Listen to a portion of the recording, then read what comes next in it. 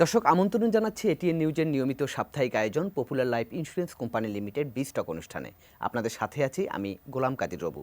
সম্প্রতি সরকার 100টির বেশি পণ্যে শুল্ক এবং ভ্যাট বাড়িয়েছে এবং যার মধ্যে একদম নিম্ন আয়ের মানুষ থেকে শুরু করে সাধারণ মানুষ এবং মধ্যবিত্তরা সবচেয়ে বেশি যে খাদ্যপণ্যটি ব্যবহার করে, যেমন বিস্কিট, কেক, সস, কেচাপ ইত্যাদি কৃষি প্রক্রিয়াজাতকরণ যে খাদ্যপণ্যগুলো রয়েছে সেখানেও ভ্যাট বাড়ানো হয়েছে এবং সেই সঙ্গে শুল্কও বাড়ানো হয়েছে। এই ভ্যাট এবং শুল্ক বাড়ানোর ফলে এই সমস্ত মানুষের উপর কি প্রভাব পড়ছে এবং সেই সঙ্গে যারা এই কৃষি প্রক্রিয়াজাত পণ্যের যারা উৎপাদক তাদের উপর কি প্রভাব পড়ছে এবং অর্থনীতিতে এটি কতভাবে চাপ তৈরি করছে, এসব নিয়েই আমরা সাজিয়েছি আজকের এই বিস্টক অনুষ্ঠান। আমরা অতিথি হিসেবে পেয়েছি বাংলাদেশের খুবই রিনাউন্ড বা খুবই জনপ্রিয় একটি ব্র্যান্ড প্রাণ গ্রুপের যে ব্যবস্থাপনা পরিচালক জনাব ইলিয়াস মৃধা সাহেবকে। জনাব ইলিয়াস মৃধা, আপনাকে স্বাগত জানাচ্ছি আমাদের এই আলোচনায়। আপনাকে প্রাণ গ্রুপের তরফ থেকে প্রাণ ডালা শুভেচ্ছা। যে বিষয়টি আমি শুরুতে বলছিলাম, এই যে বিস্কুট কিংবা কেক, সস, এগুলো তো একদম নিম্ন আয়ের মানুষ থেকে শুরু করে মধ্যবিত্ত তো বটেই, একদম সাধারণ মানুষের কি বলবো দৈনন্দিন খাবার। কিন্তু সম্প্রতি দেখা যাচ্ছে যে সরকার সেখানেও ভ্যাট বাড়িয়েছে এবং সাপ্লিমেন্টারি ডিউটিও বাড়িয়েছে। তো এটি আসলে আপনাদের ব্যবসার ক্ষেত্রে কতটা প্রভাব পড়েছে এবং সাধারণ মানুষের ক্ষেত্রে তাদের ব্যয়টা আসলে কতখানি বাড়িয়ে দিয়েছে? ধন্যবাদ আপনাকে এই সুন্দর প্রশ্ন করার জন্য। আসলে প্রথমত আমি বলবো যে হঠাৎ করে যে ভ্যাট বাড়িয়ে দেওয়া এটাই কিন্তু ইকোনমির জন্য আমাদের জন্য এটা অপ্রত্যাশিত। প্রত্যেকটা কিন্তু কোম্পানি বলেন সেক্টর বলে একটা বিজনেস প্ল্যান থাকে ইয়ারলি। তো ফিসকাল পিরিয়ডের যদি আপনি এটা আমাদের থার্ড কোয়ার্টার এসে আপনি যদি বা সেকেন্ড কোয়ার্টার এসে আপনি যদি ভ্যাট হঠাৎ করে বাড়িয়ে দেন, এটাও কিন্তু আমাদেরকে কিন্তু এটা ব্যতিক্রম, এটা আমাদের পরিকল্পনা ছিল না। নাম্বার টু, আপনি যে কথাটা বললেন যে এটা বাড়িয়ে দিলে সাধারণ মানুষের কীভাবে চাপে আসে, দেখেন বিস্কিট বলেন, সস বলেন অথবা কেক বলেন, এটার কনজাম্পশন কিন্তু আপামর সাধারণ মানুষ একদম করছে। বিস্কিট খুবই একটা বেসিক, আপনি ধরেন মানুষ এখন কিন্তু আমরা যারা শহরে বাস করি বা বিভিন্ন জায়গায় আপনি 3 বেলা ভাতের পরিবর্তে যখন আপনার কিন্তু স্ন্যাকিং, এটা আমাদের বিস্কিটই কিন্তু অবলম্বন, সেটা যেই ফর্মের বিস্কিটই হোক না কেন। আর যেটা বললেন কেক, বিস্কিটের মানে পাশাপাশি প্রোডাক্ট আছে। বাচ্চার স্কুলের টিফিন বলেন, এখন আমরা কেক নিয়ে যাচ্ছে সাধারণ মানুষ, ক্ষুধা লাগছে, দিন মজুর রাস্তায় রিক্সাওয়ালা গাড়ি থামায় সে একটা কেক খাচ্ছে, কিন্তু একটা যে কনস্ট্রাকশন কাজ করছে সে একটা কেক কনজিউম করছে বা সে একটা টোস্ট বিস্কিট কিনে খাচ্ছে, কেক কলা রুটি কিনে খাচ্ছে। আবার যদি সসের কথা ধরেন, আপনি দেখেন আমাদের দেশে যে ইন্ডাস্ট্রি, আমাদের অ্যাগ্রো প্রসেসিং ইন্ডাস্ট্রি, এটা একটা ইম্পর্টেন্ট থ্রাস্ট সেক্টর আমাদের জন্য, কারণ এটার শতভাগ র মেটেরিয়াল আমাদের দেশের কৃষকরা উৎপন্ন করে থাকে। এটার কোনো র মেটেরিয়াল বিদেশ থেকে আমদানি করতে হয় না। বাট আপনি দেখেন আমাদের গার্মেন্টস ইন্ডাস্ট্রির সব র মেটেরিয়াল বিদেশ থেকে আমদানি করতে হয়, বেশিরভাগ কাঁচামাল তো সেখান থেকে আনতে হয়, বেশিরভাগটা 100% র মেটেরিয়ালই বিদেশ থেকে আসে। আমরা নিট যদি বলেন, আমরা এক্সপোর্ট করি শুধু আমাদের লেবারটুক। তো যেখানে আপনি বলতেছেন আমি এক্সপোর্ট ডাইভার্সিফিকেশন করব, দেশে ইন্ডাস্ট্রিয়ালাইজেশন গ্রোথ করব, তার মানে ওই ইম্পর্টেন্ট সেক্টর যদি ধরেন সবচাইতে বেশি বেনিফিশিয়ারি কিন্তু অ্যাগ্রো প্রসেসিং ইন্ডাস্ট্রিতে। কারণ অ্যাগ্রো প্রসেসিং যদি ইন্ডাস্ট্রি হয়, নাম্বার ওয়ান, আপনি বিদেশ থেকে সিমিলার প্রোডাক্ট ইম্পোর্টকে প্রিভেন্ট করতে পারছেন, তার মানে ফরেন কারেন্সি সেভিং হয়। দ্বিতীয়ত, লোকালি যখন প্রডিউস করছেন এখানে বহু লোকের কর্মসংস্থান। তৃতীয়ত, প্রায়ই আপনারা পত্রিকায় লেখেন যে বগুড়ায় টমেটো পচে যাচ্ছে, অমুক জায়গায় কপি আটানা করে পাওয়া যাচ্ছে, কৃষক মরে যাচ্ছে। বাস্তবতা তাই। কৃষককে যদি বাঁচাতে হয়, কৃষকের যে উৎপাদিত প্রোডাক্ট সেটাকে কিন্তু প্রক্রিয়াজাতকরণ করে সেটা শেলফ লাইফ বাড়াতে হবে, সেটা দেশীয় বাজারে বাজার করতে হবে, পাশাপাশি বিদেশেও রপ্তানি করতে হবে।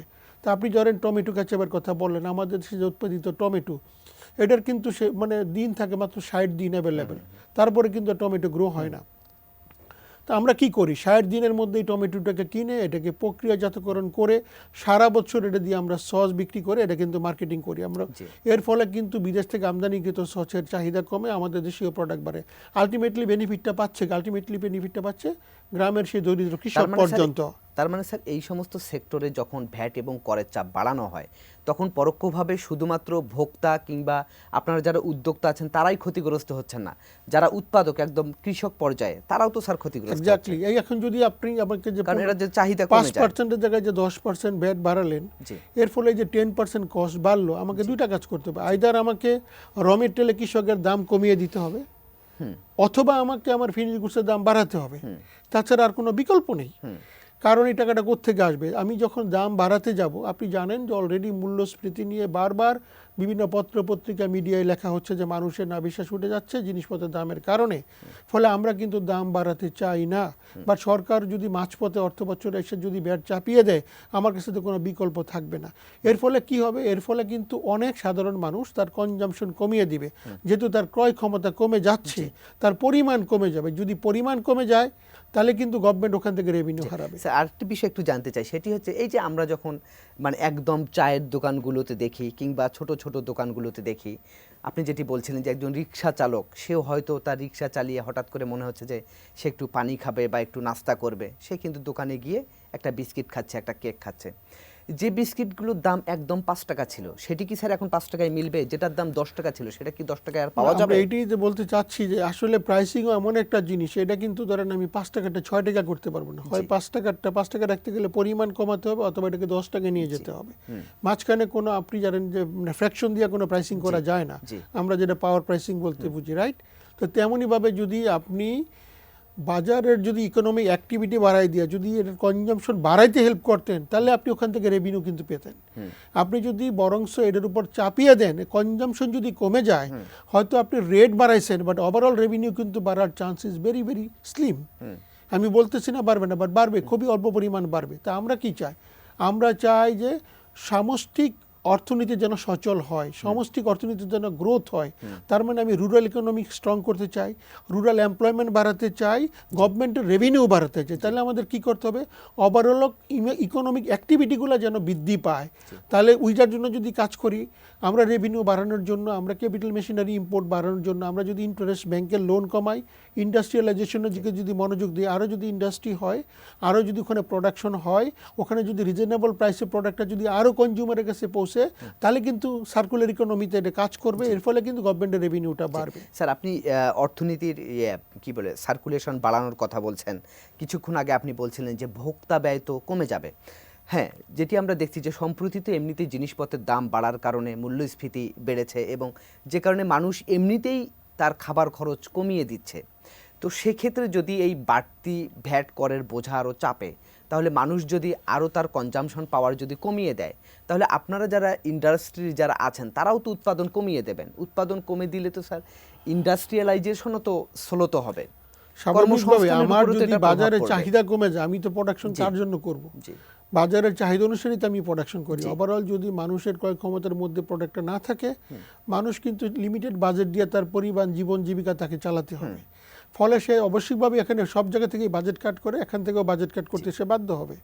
তখন তো আপনার কর্মসংস্থানও তো অবশ্যই আমার ইন্ডাস্ট্রিয়াল গ্রোথ কমবে, আমি কৃষকের কাছ থেকে কম করে কিনবো র মেটেরিয়াল। এর ফলে কিন্তু রুরাল ইকোনমিতে সাফারার হবে, কৃষক আরও মূল্য পড়ে যাবে, কৃষক নতুনভাবে আর উৎপাদন বাড়ানোর জন্য উৎসাহিত বোধ করবে না।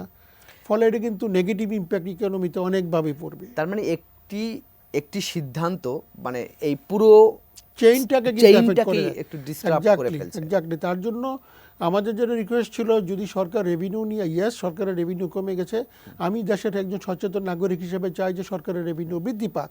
তাহলে যারা স্টেক হোল্ডার, যারা বিভিন্ন ইন্ডাস্ট্রি, তাদেরকে নিয়ে যদি বসা হইতো বিভিন্ন সেক্টর অনুসারে, যে আমরা কি করলে সরকারের রেভিনিউ বাড়াতে পারি, আমরাও কিন্তু ওখানে ইনপুট দিতে পারতাম যে ইকোনমিককে কীভাবে সচল করা যায়, অ্যাক্টিভিটি কীভাবে বাড়িয়ে সরকারের রেভিনিউ বাড়াতে পারে। আপনি যদি এক্সিস্টিং যেখানে আছে তার উপর যদি শুধু রেট চাপিয়ে দেন বা বাড়িয়ে দেন, তাহলে কিন্তু ওভারঅল সরকারের রেভিনিউ বাড়বে। আমি মনে করি এটা সঠিক সিদ্ধান্ত নয়। আমি অনেকের সাথে দ্বিমত পোষণ করছি, হয়তো কারো না কারো বুদ্ধিতে এটা হয়েছে, বাট আমি অনেকের সাথে এটা দ্বিমত পোষণ করি। জি, আমি একটু আগের মানে প্রসঙ্গে যাই। সেটি হচ্ছে আমি আপনাকে জিজ্ঞেস করেছিলাম যে 5 টাকার বিস্কিট এখন আমাকে 60 টাকায় কিনতে হবে, 20 টাকার জুস হয়তো আমাকে 25 টাকায় কিনতে হবে, কিংবা 10 টাকার যেটি বিস্কিট ছিল সেটি হয়তো আমাকে 13 টাকায় বা 12 টাকায় কিনতে হবে। আপনি বলছিলেন যে আসলে দাম বাড়ানোর হয়তো সুযোগ থাকবে না, তখন আপনি পরিমাণে কমিয়ে দেবেন। তাহলে এখন যে ভ্যাট এবং শুল্ক বাড়ালো, তাহলে বেশিরভাগ শিল্প উদ্যোক্তারা আপনারা যারা আছেন, তাহলে আপনারা কোন পলিসি নেবেন? দামটা তো আপনাকে বাড়াতেই হবে বাধ্য হয়ে, নাকি আপনারা পণ্যের পরিমাণটা কমিয়ে না, দেবেন? আসলে সব জায়গায় কমে যাবে। আপনি মানুষের ক্ষুধার তো একটা মিনিমাম কোয়ান্টিটি লাগবে, জি। আপনাকে তো ক্ষুধা নিবারণ করতে হবে। তার আমি মানে আপনি- কমিয়ে কোথায় নিয়ে যাব? তার মানে আপনি- অনেক জায়গায় আমি দাম বাড়াতে অবশ্যই বাধ্য হব। হয়তো অনেক জায়গায় আমি কমানোর হয়তো সুযোগ থাকবে আমি পাওয়ার প্রাইস রাখার জন্য। বাট মানুষের ক্ষুধা নিবারণ করার জন্য কেক বলেন, বিস্কিট বলেন, একটা মানুষকে তো 150 গ্রাম থেকে 200 গ্রাম প্রোডাক্ট খেতে হয় একটা। জি। ওই পরিমাণ যদি কমাই দেয় তাহলে তো ক্ষুধা মিটবে না। মিটবে না। ওই জায়গায় আমাকে দাম বাড়ানো ছাড়া কোনো বিকল্প কিন্তু নেই। আর আরেকটি বিষয় যে আমরা তো জানি যে এখন আপনারা যারা শিল্প উদ্যোক্তা যারা আছেন বা বেশিরভাগ উদ্যোক্তারা নানানমুখী চাপে আছে, এবং এই চাপটা তো শুরু হয়েছে আমরা দেখেছি যে করোনার পর থেকেই।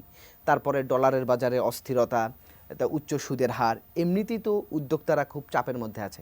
এখন নতুন করে যখন এই ভ্যাটের বোঝাটা আসছে বা করের বোঝাটা আসছে, তখন আসলে এটা শিল্পের ক্ষেত্রে কতখানি আরো নতুন করে চাপ তৈরি করে আমি মনে করি শিল্পের ক্ষেত্রে এটা অশনি সংকেত। এই কারণেই বলবো, আপনি দেখেন আমরা যখন ইন্টারেস্ট রেট 9%-এর মধ্যে ছিল, তখন কিন্তু ইকোনমি একটা গতিতে চলছিল। হঠাৎ করে যখন এটা ব্র্যাকেটটা উঠিয়ে দেওয়া হলো, ইন্টারেস্ট রেট যখন এখন 14%, 15% পর্যন্ত চলে গেছে, অনেক জায়গায় 16%ও চার্জ করতে চাচ্ছে অনেক ব্যাংক। তার মানে কি, ইন্টারেস্ট রেট যদি 6 থেকে 7% বেড়ে গিয়ে থাকে, এটি তো একটা বাড়তি চাপ। এটাকে কিন্তু ধরেন একটা বিজনেস মানে টোটাল সারা বছর এটা যদি ধারণা করা হয় যে ইন্ডাস্ট্রি চলা মানে যে অনেক টাকা লাভ, না, কিন্তু সমস্ত কস্ট দেওয়ার পরে টিকে থাকাটাই কিন্তু আমাদের জন্য একটা বড় ইনসেন্টিভ ছিল। আমি করোনা পিরিয়ডে বলেছিলাম যে আমাদের করোনার সময় কিন্তু profit is not our objective.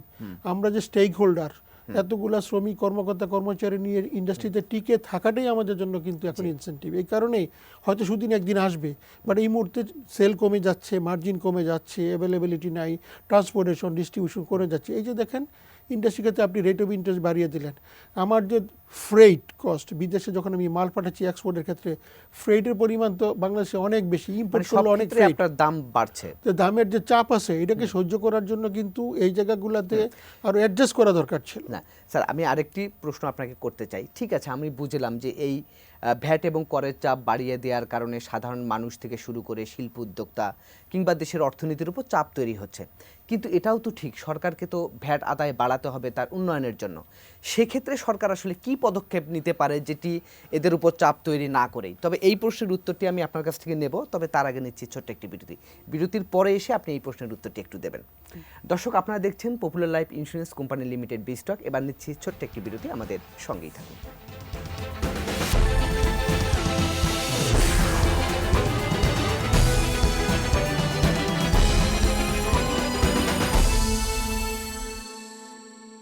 দর্শক, বিরতির পর আমরা আবারও ফিরে এলাম popular life insurance company Limited B stock অনুষ্ঠানে। আজ আমরা অতিথি হিসেবে পেয়েছি প্রাণের ব্যবস্থাপনা পরিচালক জনাব ইলিয়াস মৃধা। আমরা আলোচনা করছি এই খাদ্য প্রক্রিয়াজাত পণ্যে যে ভ্যাট এবং শুল্ক বাড়ানো হয়েছে তার কি প্রভাব পড়েছে এই সাধারণ মানুষের উপর, অর্থনীতিতে, সেসব বিষয় নিয়ে আমরা আলোচনা করছি।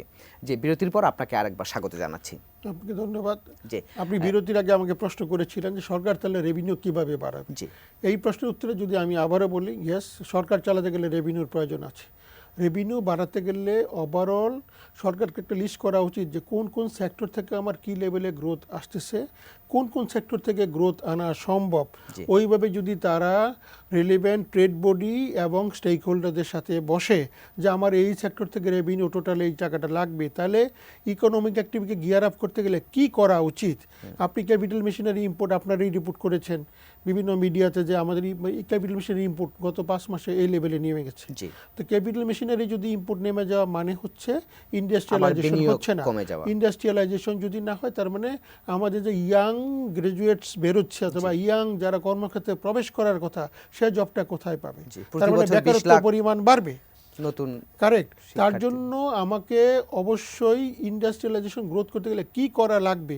আপনি যদি প্রত্যেক সেক্টরে ট্রেড বডির সাথে বসেন তাহলে ওখান থেকে ইকোনমিক তারা কিন্তু উদ্যোক্তার আগে আসবে। আর আপনি ওভারঅল যদি রেভিনিউ বাড়াতে চান তাহলে কিন্তু যেখানে যেই রেটটা বাজেটের সময় আপনি ডিক্লেয়ার করেছেন বা আছে, ওইটাকে সামনে রেখেই আপনি আপনার নেটওয়ার্ক বাড়ান। আচ্ছা, আপনি আপনার মানে আওতা বাড়াতে হবে। আওতা বাড়ান, জি। নেটওয়ার্ক বাড়ান, মানে আপনি কালেকশন করার জন্য সেটা কর্পোরেট ট্যাক্স বলেন, ব্যাট বলেন, যেগুলো রেজিস্টার, যেগুলো প্রোডাক্ট, যারা ম্যানুফ্যাকচারার, যারা ট্রেডার, যেখান থেকে আপনি যা পাওয়ার দরকার সেই কালেকশন কিভাবে বাড়াতে পারেন আপনার নেটওয়ার্ক কাজে লাগিয়ে, ওইটা আপনি দেখেন। আপনি আপনার ইম্পোর্ট থেকে কোন সেক্টর থেকে আপনার ইম্পোর্ট ডিউটি কমে গেল, রেভিনিউ কমে গেল, কেন কমে গেল, ওইটা রুট কজটা যদি বের করে ওইটার উপরে যদি আপনি রেমিডিয়াল অ্যাকশন নেন, তাহলে কিন্তু আপনার রেভিনিউটা না, বাড়বে। আপনি যেটা বলছিলেন যে ভ্যাট কিংবা করের পরিমাণ না বাড়িয়ে বরং তার আওতাটা বাড়ানোর কারেক্ট, ক্ষেত্রে। Correct, correct. কিন্তু আমরা তো দেখছি যে বাংলাদেশে উল্টো চিত্র। বাংলাদেশে তো ধরেন যে যেমন ভ্যাট নিবন্ধিত প্রতিষ্ঠানের সংখ্যা প্রায় 5 লাখের মতো, কিন্তু ভ্যাট দিচ্ছে কিন্তু খুবই কম।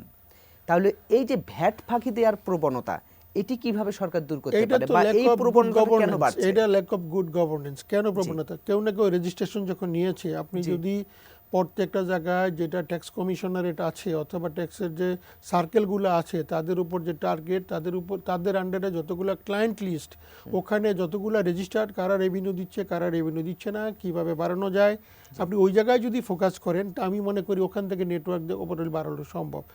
আপনি যদি ওই জায়গায় কাজ না করে যেখানে দিচ্ছেন অথবা যারা পোর্ট ব্যবহার করছে, আপনি শুধু কাস্টম ডিউটি ওখানে চাপিয়ে দিয়ে বেশি করে রেভিনিউ আর্ন করতে চাচ্ছেন, আমি মনে করি এটা লং টার্ম সাস্টেনেবল হবে না, লং টার্ম ইকোনমির জন্য ভালো হবে না। তার মানে আপনি কি বলতে চাচ্ছেন যে বাড়তি কর এবং ভ্যাটের বোঝা উল্টো বরং ট্যাক্স ফাঁকি দেওয়ার প্রবণতা তৈরি করছে? কারেক্ট। যদি আপনার ধরেন কর্পোরেট ট্যাক্সের যদি রেট কমে, আপনি যদি কর্পোরেট ট্যাক্স কিভাবে বাড়ানো যায়, আপনি প্রত্যেক কোম্পানি বিজনেস ওই জায়গায় যদি কাজ করেন, ব্যক্তি হিসাবে যারা ট্যাক্স দেওয়ার কথা, আপনি দেখেন কতগুলো লোক আমাদের মানে ট্যাক্সের আওতায় আছে, কারা কতটুকু ব্যাট বা ট্যাক্স দিচ্ছে, আপনি ওই জায়গায় যদি কাজ করেন যে কিভাবে এটার নাম্বার বাড়ানো যায়, অ্যাক্টিভিটি বাড়ানো যায়, তাহলে কিন্তু আপনি ওখান থেকে রেভিনিউ কালেকশন করতে পারবেন না, রেট না বাড়িয়ে। যারা দিচ্ছে তার উপর আপনি আরো বেশি চাপতেছেন, যারা দিচ্ছে না তারা কিন্তু ধরা ছোঁয়ার বাইরে থেকে যাচ্ছে, এটা মনে হয় ঠিক হচ্ছে না। জি, আপনি আলোচনা প্রসঙ্গে বলছিলেন যে সরকার ব্যবসায়ীদের সঙ্গে কিংবা স্টেক হোল্ডারদের সাথে আসলে আলোচনা করে কেন ডিসিশনটা নিচ্ছে না। তো আপনার কাছে কি মনে হয় যে এই যে আমরা দেখছি যে কিছুদিন আগে ভ্যাট এবং কর বাড়িয়েছে, আবার কিছু কিছু সেক্টরে তো আমরা দেখলাম যে সেটি আবার কমিয়েছে, যেমন রেস্তোরাঁর ক্ষেত্রে, ওষুধের ক্ষেত্রে, মোবাইল সিমের উপর। তো এই যে বাড়ানো হচ্ছে আবার কয়েকদিন পরে আবার কমানো হচ্ছে, এই যে ঘন ঘন যে সিদ্ধান্ত পরিবর্তন, এটি আসলে আপনাদের ব্যবসার ক্ষেত্রে কিংবা কি বলবো শিল্প উৎপাদনের ক্ষেত্রে কতটা প্রভাব ফেলছে? এটার ক্ষেত্রে কিন্তু এটাকে রং মেসেজ দেয়। তার মানে কি যে ডিসিশন মেকিং ইজ আনস্টেবল। এটা কিন্তু একটা উদ্যোক্তা যখন বিদেশি উদ্যোক্তাকেও আপনি আহ্বান করবেন বাংলাদেশে ইনভেস্ট করার জন্য, সেও কনসার্ন যে তোমার দেশে তো ডিসিশন আনস্টেবল, আজকে এক সিদ্ধান্ত কালকে আরেক সিদ্ধান্ত, আমি কোন রিস্ক নিয়ে আমি ইনভেস্টমেন্ট করবো। আমি মনে করি অবশ্যই যদি তারা বিভিন্ন স্টেক হোল্ডারদের সাথে কনসাল্ট করে তারপরে নিজের অবশ্যই সিদ্ধান্ত নেয় এবং ডিসিশন যেটা নিবে সেটা যেন ঘন ঘন পরিবর্তন না হয়, তাহলে জিনিসটা আরো সুন্দর হবে আর কি। আচ্ছা, তো আরেকটি বিষয় একটু জানতে চাই যে সেটি হচ্ছে যে এই যে আমরা দেখছি যে এখন যে মূল্যস্ফীতির, বিশেষ করে খাদ্য মূল্যস্ফীতির যে বিষয়টা, এটি তো আসলে অনেক উদ্বেগজনক পর্যায়ে পৌঁছে গেছে। তো ঠিক সেই মুহূর্তেই এই বাড়তি ভ্যাট এবং করের বোঝা এটি সাধারণ মানুষের উপর যে আরও চাপ তৈরি করবে, মানুষের কনজামশন পাওয়ারটাকে কমিয়ে দেবে, সেটি আসলে সামগ্রিকভাবে আমাদের অর্থনীতিতে কতখানি নেতিবাচক প্রভাব ফেলবে? না, তা তো অবশ্যই। আমি এটা মানে কোয়ান্টিফাই না করলেও জেনারেলি যেটা বলতে পারেন যে একটা মানুষ স্বাভাবিকভাবেই যখন তার কাছে ডিসপোজেবল ইনকাম থাকে তখন সে খরচ বেশি করে, আর খরচ বেশি করলে সেই টাকাটা কিন্তু যখন মার্কেটে আবার ঢুকে কেউ না কেউ বেনিফিটেড। আপনি যদি ট্যুরিজমে যান, ট্যুরিজমের বেনিফিট কিন্তু রেস্টুরেন্টওয়ালা পায়, গাড়িওয়ালা পায়, কিন্তু ট্রাভেল এজেন্সি পাচ্ছে, সবাই কিন্তু পাচ্ছে। এরকম যখন আপনি মানে ইকোনমির কথা যদি বলেন, যে বললাম যে ইকোনমিতে যদি এলাকা বাড়ে তাহলে বেনিফিট আলটিমেটলি কৃষক যে ফসল উৎপন্ন করছে তার প্রাইস বাড়বে, তার প্রাইস মানে সে সচ্ছল হবে, মানে তার টাকাটা আবার সে বাজারে যাচ্ছে, বাজারে গেলে সে কিন্তু অন্য প্রোডাক্টটা কিনে খাচ্ছে, ওইটা আবার ওই ইন্ডাস্ট্রি বেনিফিটেড হচ্ছে। তার মানে ওভারঅল যদি ইকোনমিক অ্যাক্টিভিটি বাড়ে তার প্রভাব কিন্তু সব জায়গায় পজিটিভ, অনেকগুলো জায়গায় পড়ে। আর যদি নেতিবাচক প্রভাব পড়ে তার ইম্প্যাক্টও কিন্তু একদম রুট লেভেল পর্যন্ত গিয়ে কিন্তু এটা হিট করবে। তা আমি মনে করি এটাকে যারা অনেক ইকোনমিস্ট আছেন নিশ্চয়ই তারা ভেবেচিন্তে তারপরে সরকারকে আমি রিকোয়েস্ট করব আপনাদের মাধ্যমে যে এই যে ব্যাড ট্যাক্স হঠাৎ করে চাপিয়ে দেওয়া, এটাকে রিভিউ করা উচিত। এটাকে প্রত্যাহার করলে অ্যাগ্রো প্রসেসিং ইন্ডাস্ট্রি ঘুরে দাঁড়াবে, এবং যদি ইন্ডাস্ট্রি আরও প্রসারতা লাভ করে, নতুন উদ্যোক্তারা যদি এখানে আসে, ওভারঅল আমাদের কান্ট্রি বেনিফিটেড, কৃষক বেনিফিটেড, এবং আমাদের উৎপাদিত প্রোডাক্ট বিদেশে রপ্তানি করে আমরা প্রচুর পরিমাণে ডলার নিয়ে আসতে পারবো। কিন্তু বাংলাদেশে এক্সপোর্ট বাড়ানোর সুযোগ আছে, দেশীয় বাজারকে আরও অনেক বড় করার সুযোগ আছে। আর যদি এটার উপরে এরকম কস্ট বা সাপ্লিমেন্টারি ডিউটি ব্যাড চাপিয়ে দেওয়া হয়, মার্কেটটার কিন্তু গ্রোথ খুবই স্লো হবে, বা মার্কেটটা গ্রোথ হবে না, ফলে নতুন উদ্যোক্তাও তৈরি হবে না, ফলে কিন্তু ওভারঅল কৃষক বা কৃষকের ভাগ্যের পরিবর্তন হবে না।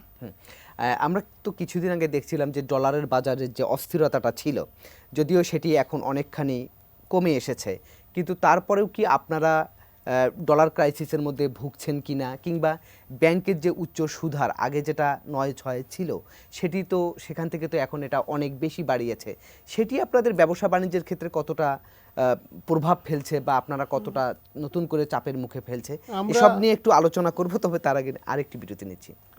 দর্শক, আপনারা দেখছেন popular life insurance company limited বিস্টক। এবার নিচ্ছি আরেকটি বিরতি, আমাদের সঙ্গেই থাকুন।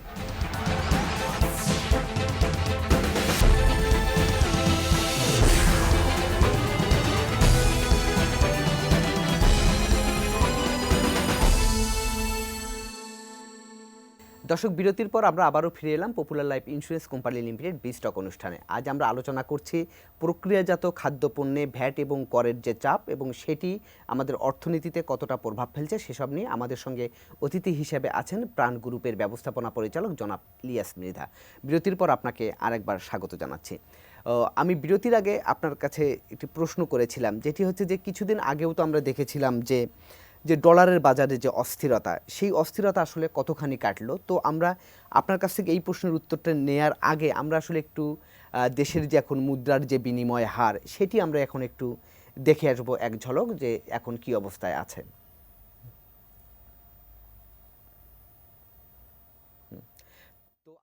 শুরুতেই যদি দেখি যে ইউএস ডলার যেটি বিক্রি হচ্ছে এখন 122 টাকা, যদিও কিছুদিন আগেও সেটি অস্থিরতার মধ্যে ছিল, সেটি কিন্তু এখন অনেকখানি কমে গিয়েছে, এবং একটি নির্দিষ্ট একটা ধারায় বলা যায় যে একটা জায়গায় সেই স্থির হয়েছে, 122 টাকা এখন বিক্রি হচ্ছে।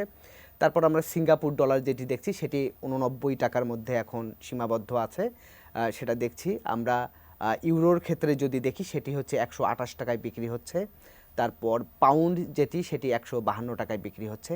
তো এই যে মুদ্রার বাজারটা যে আমরা দেখছি এখন, সেটিকে আপনি আসলে কিভাবে দেখছেন, বিশেষ করে ডলারের বাজারটাকে এখন কিভাবে দেখছেন আপনি? প্রথমত যদি বলি যে যদিও গুড নিউজ হচ্ছে যে আমাদের রেমিটেন্স প্রবাহ বেড়েছে, জি, বাট ওভারঅল আমাদের কিন্তু ডলারের ক্রাইসিসটা পুরোপুরি নির্মূল হয়নি, এখনও ডলারের ক্রাইসিসটা বিদ্যমান। এই কারণে বলবো যে সব ব্যাংকের কাছে অ্যাভেলেবেল ডলার নেই। আচ্ছা, যাদের রেমিটেন্স প্রবাহ ভালো তাদের কাছে মানে ডলার আসছে, অনেক ব্যাংকে কিন্তু এখনো ডলার ক্রাইসিস আছে। আমরা তো দেখছি রেমিটেন্স প্রবাহ এখন ভালো, না তারপরে ভালো, কেন বাট সংকট এটাই কাটছে না? আপনি যা ধরে নেবেন যে আমরা কিন্তু ইম্পোর্ট বেসড কান্ট্রি, আমাদের দেশের ইম্পোর্ট কিন্তু প্রচুর। যদিও আমরা গার্মেন্টস রপ্তানি করি, তার তো আবার মেজরিটি অংশ ইম্পোর্টও করতে হয়, কাঁচামালটা, তাই না? পাশাপাশি আমাদের ধরুন খাবার কিনতে হয়, পেট্রোলিয়াম কিনতে হয়, ফলে আমাদের দেশের ইম্পোর্ট, ওভারঅল ইম্পোর্টটাই বেশি। তো আপনি রেমিটেন্স প্রবাহ যেটা বেড়েছে, প্র্যাকটিক্যালি এই রেমিটেন্স প্রবাহ ওভারঅল নেটে কিন্তু বাড়ে না। আগেও রেমিটেন্স ছিল, ফর্মাল চ্যানেলে কম আসতো, ইনফর্মাল চ্যানেলে আসতো, এখন তো ফর্মাল চ্যানেলে আসতেছে, তাই ওইটুক ব্যাংকিং চ্যানেল রেমিটেন্স প্রবাহ বেড়েছে, তাই না? তাই ক্ষেত্রে যেটা আমি বলবো যে ডলার ওভারঅল ক্রাইসিসটা কমেছে নিঃসন্দেহে, আগের থেকে ইমপ্রুভ করেছে, বাট পুরোপুরি কিন্তু নির্মূল হয়নি। আমাদের এটা মনে হয় আগের একটা রিপোর্ট আমরা দেখেছি পত্রপত্রিকা, যেটা আগামী জুন মাস পর্যন্ত লাগবে এটা পুরোপুরি ঠিক হতে। তা আমরা ওই আশা নিয়ে আছি।